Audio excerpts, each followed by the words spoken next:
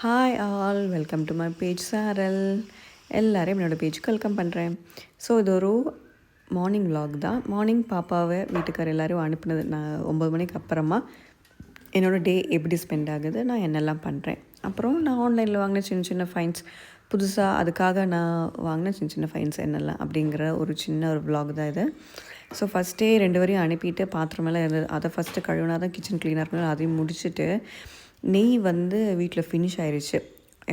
So almost 3 years ஆகவே நான் என்ன பண்ணுறேன்னா, வீட்டில் வந்து பசும்பால் வாங்குகிறேன். இந்த வீட்டில் வந்தது முன்னாடியே பசும்பால் கிடைக்கும். ஸோ அதுலேருந்து வெண்ணெய் எடுத்து வச்சு நெய் உருக்கிறது அப்படி தான் பண்ணுறேன். வெளியே நெய் வாங்குகிற அந்த வேலையே இல்லை.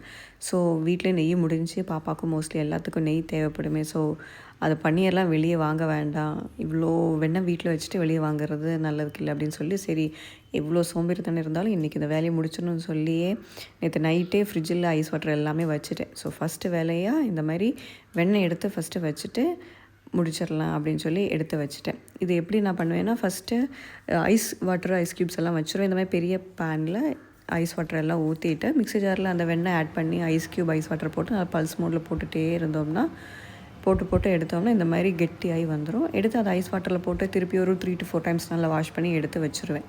எடுத்து வச்சுட்டு இந்த மாதிரி ஒரு பேனில் போட்டு நல்லா கிளறிட்டே இருக்கணும்.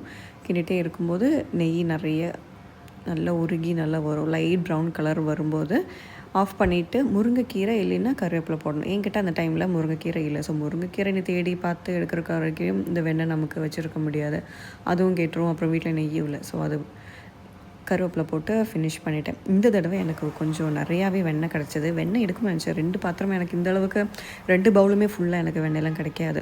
கொஞ்சமாக தான் இருக்கும். ஒரு பவுல் ஃபுல்லாக இருக்கும், இன்னொரு கொஞ்சம் தான் இருக்கும். ஆனால் இந்த தடவை 2மே ஃபுல்லாக கிடச்சிது. அந்த மாதிரி நெய்யும் நிறைய 1 லிட்ரு அப்ராக்சிமேட்லி 1 லிட்டர் கிடச்சிது. ஸோ அந்த வேலை முடிச்சுட்டு மற்ற சின்ன சின்ன வேலை முடித்தா தான் ஒரு ஹாஃப் அ டைம் எல்லா வேலையும் முடிச்சிருவேன். ஒரு 12 o'clock 1 o'clock எல்லா வேலையும் முடிச்சுட்டு அதுக்கப்புறம் என்னோடய மீ டைம் கொஞ்சம் டிவி பார்த்து ரிலாக்ஸ் ஆகிற டைம். நேரம் தூங்கினா தூங்குவேன் அந்த மாதிரி. அதுக்கப்புறமா துணி காய்ப்புற வேலை, இந்த பாப்பாவோட ஒயிட்டு அப்புறம் வீட்டுக்காரோட ஒயிட் ஷர்ட் எல்லாமே இருக்கும். ஒயிட் மட்டும் தனியாக போட்டு எடுத்துருந்தேன். ஸோ அது காய வச்சு எடுத்துடலான்னு சொல்லிவிட்டு காஞ்ச துணியில் எடுத்து வச்சுட்டு அதை காய போட்டுருந்தேன். இந்த ஸ்டாண்ட் வந்து எனக்கு தெரிஞ்சு ஒரு 3-4 வருஷமாக என் கூட இருக்குது. எனக்கு ரொம்ப என்னோடய வேலையை ஈஸியாக்கி கொடுக்குற ஒரு வேலை. ஏன்னா மொட்டை மாடி வர ஏறி இறங்கணும், இல்லைன்னா ஊனுக்கும். இது இருக்கிறனால பால்கனியில் எல்லாம் நான் காய போட்டுருவேன். ஸோ அந்த வேலையை முடிச்சுட்டு வந்துட்டு பெட்ரூம் அதை க்ளீன் பண்ணி வச்சாதான் படுக்க வரும்போது கொஞ்சம் நமக்கு ஓகே பீஸ்ஃபுல்லாக இருக்கும். இல்லை படுக்கிறோம் அது என்ன இப்படி இருக்குது அப்படிங்கிற மாதிரி ஒரு தாட் இருக்கும். ஸோ பாப்பா முடிஞ்ச அளவுக்கு எந்திரிக்குமே அவள் க்ளீன் பண்ணி வச்சுருவா. இல்லை அவளுக்கு டைம் கிடைக்கலன்னா இந்த மாதிரி நான் என்னோடய வேலையெல்லாம் சின்ன சின்ன வேலையை முடிச்சுட்டு பெட் இந்த மாதிரி க்ளீன் பண்ணி வச்சுருவேன். ஸோ இந்த 2 கியூல்ட்டுமே நான் என்னென்னா அமேசானில் வாங்கினேன். ரீசெண்டாக தான் வாங்கணும், ரொம்ப ரீசெண்டாக தான் வாங்கணும். ஃபஸ்ட் நாங்கள் நினச்சோம் ஓகே சாதா பெட்ஷீட் போட்டு ஹெவியான பெட்ஷீட் போட்டு படுத்தா எல்லாம் தாங்கும் அப்படின்னு நினச்சோம். ஆனால் சுத்தமாக முடியலை. ஸோ கியூல்ட்டு வாங்கிடலாம் அப்படின்னு சொல்லிட்டு இது வாங்கினோம். ரொம்பவே யூஸ்ஃபுல்லாக இருக்குது. நல்லா ஏசி போட்டு நல்லா இருக்கிற கிளைமேட்டு கோயம்புத்தூரில் எல்லாம் வருஷம் அப்படின்னா கொஞ்சம் மழை பெய்யும். இந்த வருஷம் மழையே இல்லையா. ஸோ இந்த ஏசி போட்டு படுத்தா தான் கொஞ்சம் நல்லா இருக்குது. சரி ஓகே, பெட்ரூமில் இருக்கிற பிளான்ட்ஸ்க்கு எல்லாத்துக்கும் வாட்டர் எல்லாம் ஊற்றிட்டு இப்போ என்னோடய செல்ஃப் கேர் டைம். ஸோ இது ரொம்ப ரீசெண்டாக தான் நான் ஸ்டார்ட் பண்ணியிருக்கேன். எனக்காக, என்னோடய ஸ்கின்னுக்காக இந்த மாதிரி மோஸ்ட்லி நான் பண்ணதில்லை. இல்லைன்னா கஸ்தூரி மஞ்சள் இல்லைன்னா கடலை மாவு அப்படி தான் பண்ணியிருக்கேன். ஆனால் ரொம்ப ரீசெண்டாக ஃபேஸ் எனக்கு தெரிஞ்சு ரொம்பவே எனக்கு பிம்பிள்ஸ் எல்லாம் வராது. ஆனால் ரொம்ப ரீசெண்டாக பிம்பிள்ஸ் எல்லாம் நிறைய வர ஆரம்பிச்சிருச்சு. ஃபேஸ் கொஞ்சம் மாறுது, எதனால் ஏன்னு தெரியல. சரி ஓகே நம்ம கொஞ்சம் அதை டேக் கேர் பண்ணிக்கணும் அப்படின்னு சொல்லி இந்த வில்வாவோட மில்க் ட்ராப்ஸ் வாங்கியிருந்தேன். ஸோ அது ரீசெண்டாக நான் டெய்லி போட்டுட்ருக்கேன். அதுக்கப்புறமா சன்ஸ்க்ரீன் அதையும் ஸ்கிப் பண்ணுறதில்ல.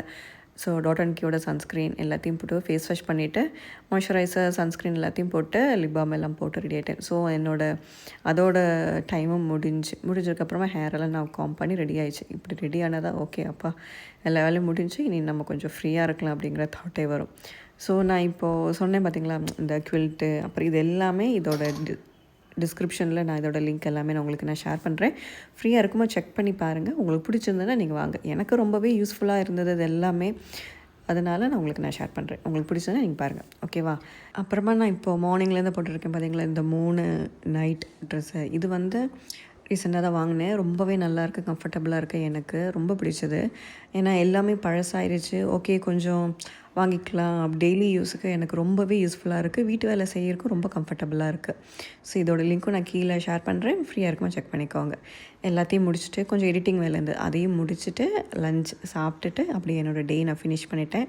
ஒரு சின்ன தூக்கத்தை போட்டுட்டு பாப்பாவை பிக்கப் பண்ணிவிட்டு அப்படியே என்னோடய டே திருப்பி கண்டினியூ ஆயிடுச்சு. ஸோ இந்த வீடியோ இதுவரை பார்த்த எல்லாருக்கும் தேங்க்யூ ஃபார் வாட்சிங்.